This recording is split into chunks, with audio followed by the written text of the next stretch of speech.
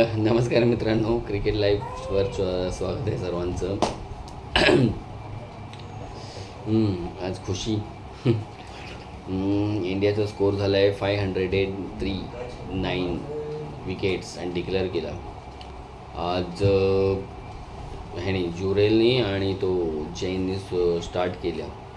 कालचे 300 for 5 तो लगेच आऊट झाला जैन. त्याच्यानंतर आले रिषभ पंत जो काल रिटायर हर्ट झालेला, पण आज आल्यापासूनच खूप चांगला खेळत होता. तो स्पिनरला थोडासा हे बीट होत होता, पण तर तुझा रिव्हर्स स्वीप परत त्याचा तो असा आडवा होऊन मारतो स्कूपसारखा वगैरे ते शॉट खेळत होता तो. तर तो त्याने रन रेट पण खूप फास्ट वाढवला. मागून येऊन तो ज्युरेलच्या पुढे पण गेला, पण ते तीच्या नंतर पाऊस पडला आणि मग त्याच्यानंतर तो 63वर आऊट झाला.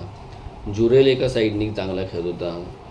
95वर होता तो जेव्हा 8 विकेट गेलेले. सिराज खेळत होता तेव्हा पण पाऊस आलेला. परत मग तो आला आणि सेंचुरी केली आणि मग सिराज आऊट झाल्यावर डिक्लेअर केला. मानव सुतार पण जास्त काय नाही करू शकला, पण जुरेल आणि रिषभ पंतची पार्टनरशिप खूप इम्पॉर्टंट होती. मी काल बोललेलो 400 425 करायला पाहिजे, तर इंडियाने 500 केले. तर आता ही मॅच पण कुठेच गेली नाही. इनिंग आणि कदाचित एक इनिंग आणि थोड्याफार रनाने पण जिंकू. ते जरी नाही झालं तरीसुद्धा श्रीलंका आता कशी अप्रोच करते, कारण ऑलरेडी त्यांचे 2 विकेट गेले आहेत. 8वर 2. एक नाईट वॉचमन पाठवलेला जयसूर्या, प्रभात जयसूर्या, तो पण आऊट झाला आहे. आणि ओपनर त्यांचा उद्रा तो पण आऊट झाला आहे. एक प्रसिद्ध कृष्णाने विकेट घेतला, एक मानव सुतारने. तर इंडियाची स्टार्ट खूप बॉलिंगमध्ये पण चांगली झाली आहे आणि फर्स्ट इनिंगची टोटल पण खूप जबरदस्त आहे, 503. तर बहुतेक मला तरी वाटतं इनिंग्सने जिंकू आपण, कारण श्रीलंकेच्या बॅटिंगमध्ये तसा दम दिसत नाही. फक्त कॅप्टन धनंजय डिसिल्वा, तो सोनल आणि डिक्वेला, आणि तो कामेंदू पण चांगला बॅट्समन आहे, पण अजून तरी गेल्या मॅचमध्ये काहीतरी करू शकलो नाही. आजच्या ह्या मॅचमध्ये बघू. परत तो मिसारा करून एक बॅट्समन आहे, तो पण चांगला आहे. बघू कसं काय उद्याच्या दिवशी ते लोक खेळतात आहे. जर ते लोक उद्या 300च्या आसपास ऑल आऊट झाले तर मला मग आपल्याला बॅटिंग करावीच लागेल वाटतं. मग थोडेफार इंडिया 100-100-200 वगैरे रन्स करेल आणि परत त्यांना बॅटिंग देईल. पण बघू, जर लवकर ऑल आऊट झाले तर फॉलो ऑन देतील त्यांना आणि दुसऱ्या इनिंगमध्ये पण ऑल आऊट करू आपण, आय थिंक सो. तर इंडियानी खूप जबरदस्त आपला पंजा मारला आहे, सॉरी, आणि जिंकण्याच्या दिशेने पाऊल उचललेलं दिसतंय 500 रन्स करून. बॅटिंग पडिकल कालची सेंचुरी, लगातार 2 मॅचमध्ये 2 सेंचुरी, काय फॉर्म मिळाला आहे त्याला सॉलिड. कॅप्टन्सनी पण 50 केले आहेत काल, पण थोडं सॅटिस्फाय नाही मी, कारण शुभमन गिलने मोठे मोठे स्कोर करायला पाहिजे. इंडियाचा कॅप्टन म्हटल्यावर कसं खूप जास्त अपेक्षा असतात. विराट कोहली होता, धोनी होता, रोहित शर्मा, सौरव गांगुली, सचिन तेंडुलकर, हे जेव्हा जेव्हा कॅप्टन होते, राहुल द्रविड, तर अपेक्षा असायची हे लोक खूप चांगलं करणार कॅप्टन आहे, आणि केलं पण आहे. बहुतेक सर्व प्लेयरने केले, विराट कोहली, रोहित शर्मा, सचिन तेंडुलकर, सौरव गांगुली, राहुल द्रविड वगैरे. तर तशीच अपेक्षा शुभमन गिलकडून पण आहे, आणि त्यांनी केला. जेव्हापासून इंग्लंड दौऱ्यावर तो गेलेला तेव्हापासून जो काय तो रन करतो, इंग्लंड, वेस्ट इंडिज आणि आता श्रीलंकामध्ये पहिली मॅचमध्ये लवकर आउट झाला, पण ह्या इनिंगमध्ये 50 केले. पण ते 50 नको तर 100 पाहिजे होती, कारण श्रीलंकेची बॉलिंग तेवढी इफेक्टिव्ह नाही आहे की तो 50 करून आऊट व्हायला पाहिजे. आणि फॉर्म चांगला आहे त्याचा, वर्ल्ड क्लास बॅट्समन आहे शुभमन गिल. मोठी इनिंग्स पाहिजे होती, मग ठीक आहे, बघू. तर ही मॅचची परिस्थिती आहे. आणि आजच्या दिवसभरात काय सांगायचं तर बांगलादेश जे हरले त्याच्यामुळे त्यांचे पण फॅन्स नाराज आहे खूप, एवढे वन साईड हरले. पहिली मॅच एवढी चांगली जिंकून शेवटी ऑस्ट्रेलियाबरोबर खेळतात आहे ते. आणि ऑस्ट्रेलिया एक अशी टीम आहे की त्यांना डिवचलं तर ते लोक खूप जबरदस्त त्वेषाने उठतात आणि मग असा काय आपला गेम दाखवतात की 210 करून पण ते लोक इनिंग्सने आणि 51 रनने जिंकले. म्हणजे काय बॉलिंग आणि काय परफॉर्मन्स दिला आहे टीमने. आता इंग्लंड पाकिस्तानची मॅच आहे दुसरी, ती कधी चालू होते कारण पाकिस्तानमध्ये पण सेम सिच्युएशन आहे. त्यांच्याकडे पण सध्या खूप फॅन्स रागवलेले आहेत. पाकिस्तान टीमचा परफॉर्मन्स असा येत नाही. बाबर आझम आता या मॅचमध्ये खेळतो आहे की नाही त्याच्यावर पण अजून पूर्ण हे नाही, क्लिअरन्स नाही की तो खेळणार आहे की नाही. त्याचं फक्त काहीतरी बोट फ्रॅक्चर झालेलं, पण अजून तो खेळणार आहे की नाही याची माहिती नाही आली आहे. पाकिस्तानला ना सध्या बॅट्समन 2-3 चांगले पाहिजे त्यांच्याकडे आणि फास्ट बॉलर आणि एक स्पिनर. हे जर आलं तर थोडी त्यांची स्ट्रीम हळूहळू का होईना पण स्ट्रॉंग होईल. पण त्यांच्याकडे ना बॅट्समन धड प्रोड्यूस होत आहे ना बॉलर, आणि काय कळतच नाही एवढे अचानक एवढी जी त्यांची बॉलिंगची फॅक्टरी समजली जायची, बॉलर्स नाही ते. आणि स्पीड 135च्या पुढे जाणारा बॉलर नाही सध्या पाकिस्तानमध्ये. तर ही खूप त्यांच्यासाठी लाजिरवाणी गोष्ट आहे. एका वेळेला 5-5, 6-6 बॉलर असायचे त्यांच्याकडे फास्टर. त्यांचे ऑलराऊंडरच जे होते अब्दुल रझाक, अझर महमूद, ते लोकच 140-145 टाकायचे. आणि हे शोएब अख्तर, वखार वगैरे हे पण 145+ होते सर्व. तर आणि आजची परिस्थिती बघता त्यांच्याकडे बॉलर नाही दिसत. खूप लाजिरवाणी गोष्ट आहे. स्पिनर पण चांगले चांगले दिले त्याला, कोणी साकले, मुस्ताक, सईद अजमल, दिनेश कानेरिया. आणि आता तो त्यांचा जो साजिद खान आहे तो ऑफ स्पिन आहे, तो बऱ्यापैकी टाकतो. चांगली आहे त्याची बॉलिंग, बॅटिंग पण चांगली, लोअर ऑर्डरसाठी बऱ्यापैकी आहे तो. त्याचा एक ॲटिट्यूड चांगला आहे. असे प्लेयर का नाही घेत, त्यांना चान्स देत नाही माहिती नाही. कारण बॅटिंगमध्ये तो पण येऊन 30-35 रन करतो खाली येऊन. बॉलिंग एवढे चांगली टाकतो, 5-6 विकेट त्याचे आहेत. आणि एक हे दिसते त्याच्यात, बोलतो ना स्पोर्ट्समॅनशिप, म्हणजे जिंकण्याची जी असते ती दिसते. बाकीच्या प्लेयरमध्ये एवढं ते लोक येतात, खेळतात आणि असं वाटतं की फक्त खेळतात आहे बस. पण ते दिसते ना जिंकण्याची, काहीतरी करून दाखवण्याची, वर येण्याची, टीमला वर घेऊन जाण्याची, तर ते खूप कमी प्लेयर आहेत सध्यापासून. तो एक त्याच्यापैकी एक तो वाटतो.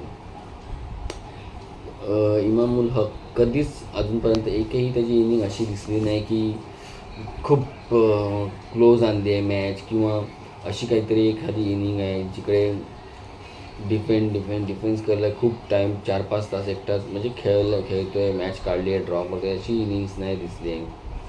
बाबर आझमचे शॉट असतात क्लासी वगैरे, पण 100 पण करतो, पण विकर टीम, मोठ्या टीम बरोबर केले तरी त्याचा काही टीमला उपयोग नाही. तर अशा त्यांचा एवढा मोठा प्लेयर आहे, तर अशा लक्षात राहणार की match winning inning, match saving inning दिसल्या पाहिजे. तर तो प्लेयर ना, विराट कोहलीच्या किती अशा इनिंग आहेत, मॅच सेविंग म्हणा किंवा मॅच विनिंग म्हणा, किंवा जिथे टीमला खूप गरज आहे, टीम 4-5 विकेट गेले तिकडे तो खेळला आहे, कठीण पिचवर खेळला आहे. तर असे प्लेयर लक्षात आले, असे प्लेयर लेजंड बनतात. तर तो उगाचच त्याला पाकिस्तानने खूप जास्त हे करून ठेवलं. त्याच्यामुळे त्या प्लेयरला पण असं वाटतं आपण खूप वर्ल्ड क्लास आहोत, पण ते जे काही रन्स असतात ते फक्त त्यांचे ते इंडिव्हिज्युअलसाठी असतात, कारण ते टीमला त्याचा काही उपयोग नाही. सेम रिझवान, सलमान अली आगा एवढा चांगला प्लेयर आहे पण परफॉर्मन्स नाही होते. शान मसूद एक चांगला आहे त्यांचा प्लेयर, तो पहिल्या मॅचमध्ये चांगला खेळला, पण नंतर ते फॉर्म त्याला टिकवता आलं नाही. पण केलं पाहिजे त्यांनी पण चांगलं. बॉलिंगमध्ये तर खूप इम्प्रूव्हमेंट आहे. स्पीड नाही त्यांच्या प्लेयरची 130+ची, तर कसे जिंकणार हे लोक. पाहिजे ना थोडं स्पीड पण. स्विंग बरोबर तुमची स्पीड असेल थोडीफार 140-145, खूप इफेक्ट पडतो. ती जर स्विंग तुमची 30 आहे तर मॅनेज करतो बॅट्समन. स्पिनर नाही थर्ड वर्ल्ड क्लास कोण आहे. तो जो एक स्पिनर घेतला त्याने घेतले विकेट 5-6 नाही असं म्हणत नाही, पण तेवढा ट्रस्ट नाही ना दाखवत तुम्ही लोक. गेले 2-3 दिवस मी पाकिस्तान क्रिकेटवर खूप बोलतो आहे. बोलण्याचं कारण म्हणजे हेच की कधी कधी त्याच म्हणजे असं काय बोलतात अँटी इंडियन असल्यामुळे असं पण वाटतं की चांगले हारतात आहे हेच त्यांच्याबरोबर व्हायला पाहिजे. बट कारण खूप म्हणजे लोक चांगली नाहीत किंवा तिकडचे पॉलिटिशियन चांगली नाहीत, आर्मी चांगली नाही, पण काय ठीक आहे. आता स्पोर्ट्स आपली तो एक राग वेगळ्या ह्याच्यात आहे, पण ते स्पोर्ट्समध्ये असं नसायला पाहिजे. ते कसं आहे एक गेम आहे तो गेमचा जो स्तर जर खाली आला त्या टीमचं तर ते मजा पण नाहीत ना. काय बघणार दरवेळेला हरतात आहे. तर ते एक चांगली स्पिरिटने खेळले पाहिजे, टफ मॅच दिले पाहिजे सगळं इतर कंट्रीच्या टीमला, तर मजा येईल. आणि एक आहे ना त्यांची बॉलिंग एवढी वर्ल्ड फेमस होती की असंच बघितलं जायचं पाकिस्तानची बॉलिंग वर्सेस दुसऱ्या टीमची बॅटिंग, आणि मजा येते. थोडंसं तू मैमे होतं. तर अशा गोष्टी क्रिकेटमध्ये इम्पॉर्टंट आहेत, तर व्हायला पाहिजे. त्यासाठी पाकिस्तानला आपला खेळ उंचवावा लागेल खूप जास्तच. नाहीतर त्यांची अवस्था झिम्बाब्वे, वेस्ट इंडिजसारखी आयर्लंडसारखी होऊन जाईल काही दिवसांनी.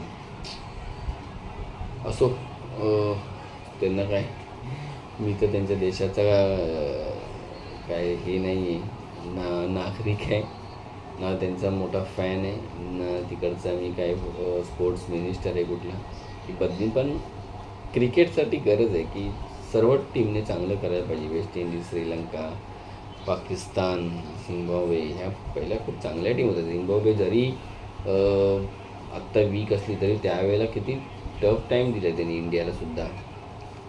1975चा जो 83चा वर्ल्ड कप जो आपण जिंकला होता तेव्हा झिम्बाब्वे टीम आपल्यापेक्षा खूप कितीतरी पटीने स्ट्रॉंग होती.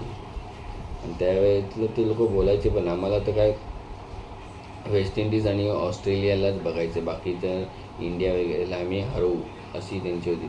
आणि ती परिस्थिती पण होती. तुम्हाला कपिल देवच्या त्या पिक्चरमध्ये माहिती असेल 83च्या की आपले 17 5 विकेट होते आणि कपिल देव येऊन 175ची इनिंग खेळले होते. आणि ती मॅच आपण जिंकणं खूप गरजेचं होतं, खूप फरकाने, आणि आपण जिंकलो होतो. पण ते बॅड लक होतं की त्या मॅचचं टेलिकास्ट नाही झालं का, तेव्हा काहीतरी स्ट्राईक होती.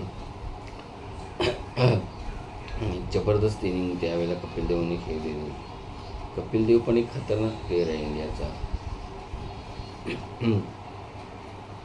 त्यावेळेला 83मध्ये 175 म्हणजे केवढा मोठा स्कोअर, आणि तो पण नंबर 6 काय 7वर येऊन त्यांनी केलेला. म्हणजे खूप खतरनाक पद्धतीची बॅटिंग केली. आणि अशा परिस्थितीतून जिथे टीमचे 5 विकेट गेले जस्ट 17 रन्सवर, म्हणजे काय ते कॅप्टन्स त्या म्हणजे कपिल देवचं त्यावेळेला थॉट प्रोसेस असेल, काय विचारात होता असेल तो, आणि कुठे टीमला घेऊन गेला, म्हणजे मेंटली किती स्ट्रॉंग असेल, सॉलिड. अशा इनिंग्सच लक्षात राहतात लोकांना, आणि असे परफॉर्मन्स आणि असे प्लेयर की ज्यांनी अशा कठीण सिच्युएशनमधून टीमला बाहेर काढलं आहे.